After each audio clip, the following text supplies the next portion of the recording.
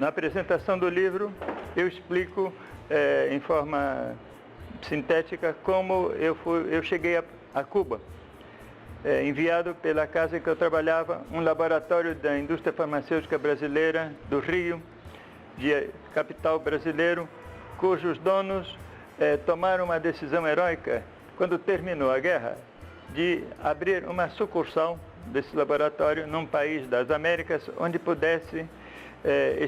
produzir e exportar os produtos sem as dificuldades que havia no Brasil, desde o confisco cambial até a falta de transporte e tudo isso. Durante a Segunda Guerra Mundial, em virtude do bloqueio dos submarinos alemães,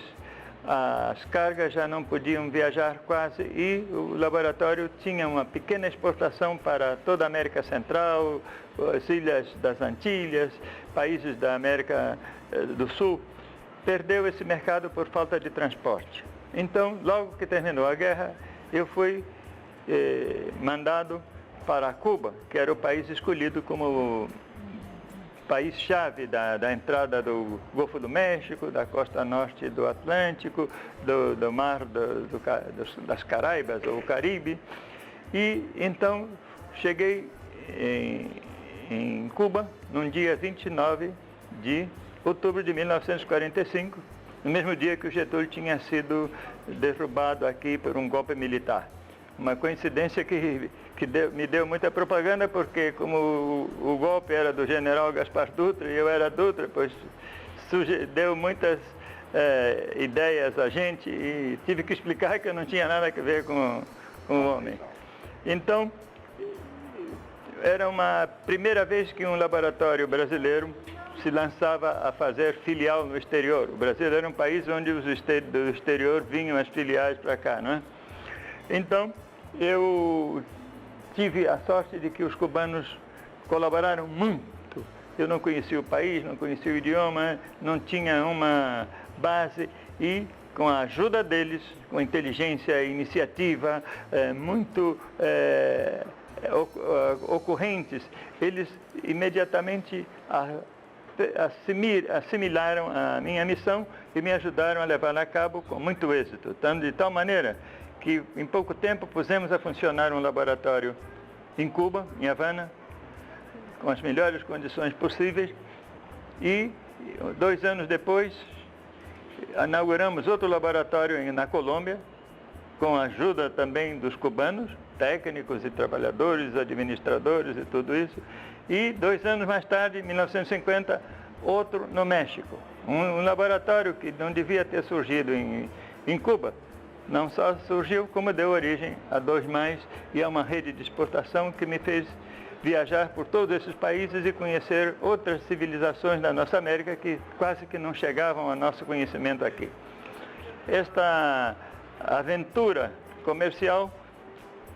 deu para prestigiar o nome do Brasil, inclusive como país de uma ciência farmacêutica avançada, estabeleceu boas relações.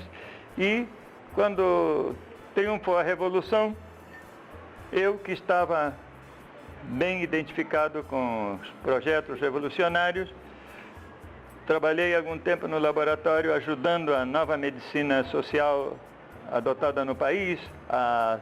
dar medicamentos que os grandes laboratórios estrangeiros fecharam, foram embora, não exportavam mais, Cuba ficou sem medicamentos e um grupo de cubanos e o nosso, nós conseguimos manter o tratamento funcionando com muito esforço. Então, isso fez com que o laboratório, mais tarde, fosse vendido espontaneamente pelos donos ao governo cubano, porque não queriam ter um laboratório num país socialista. E eu, que estava vinculado a Cuba, matrimônio e tudo isso, eu fui convidado para ficar trabalhando na indústria farmacêutica nacionalizada, aceitei como um trabalhador comum e assim me mantive 15 anos participando de todos os processos que tivemos de ocorrer aí e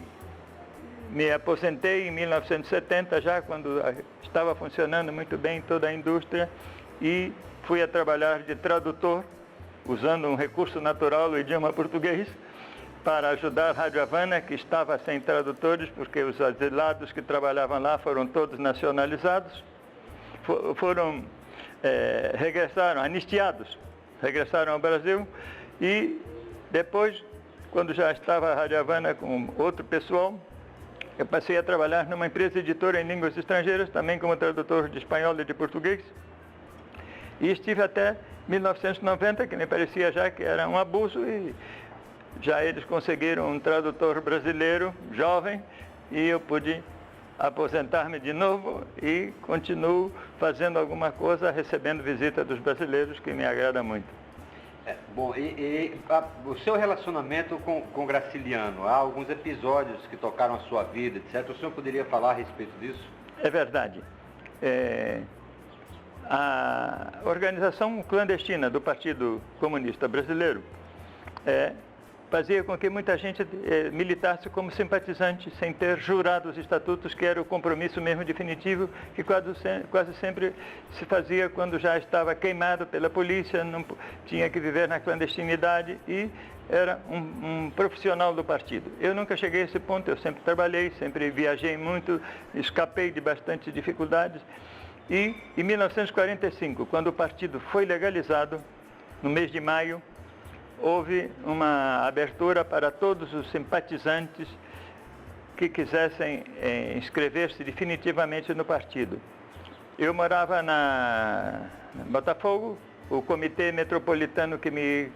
tocava era o da Rua da Glória, e numa tarde, 20 de maio,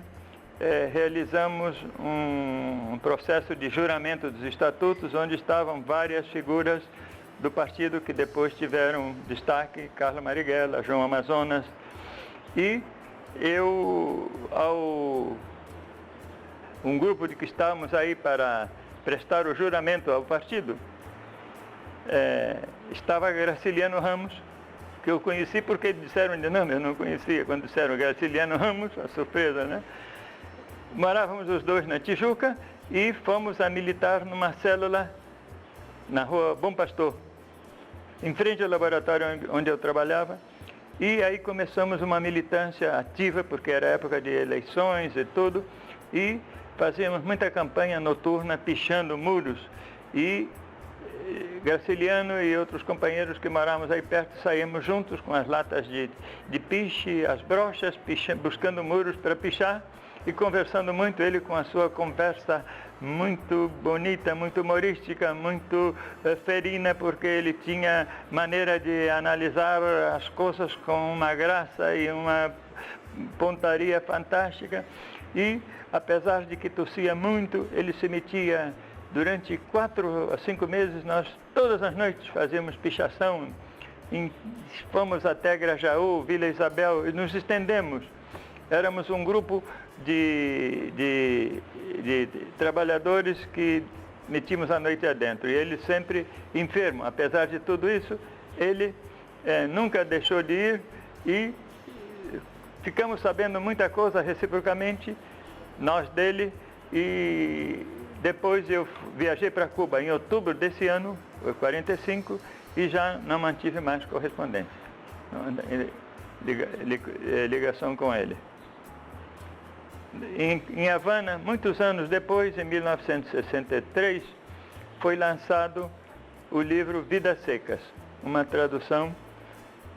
feita lá em Cuba, e eu participei num grupo com outros 2 escritores cubanos que lançaram o livro, e me senti muito feliz de poder ser testemunha deste lançamento de Vidas Secas em Cuba, junto com 2 escritores cubanos jovens que não conheciam muito Graciliano Ramos.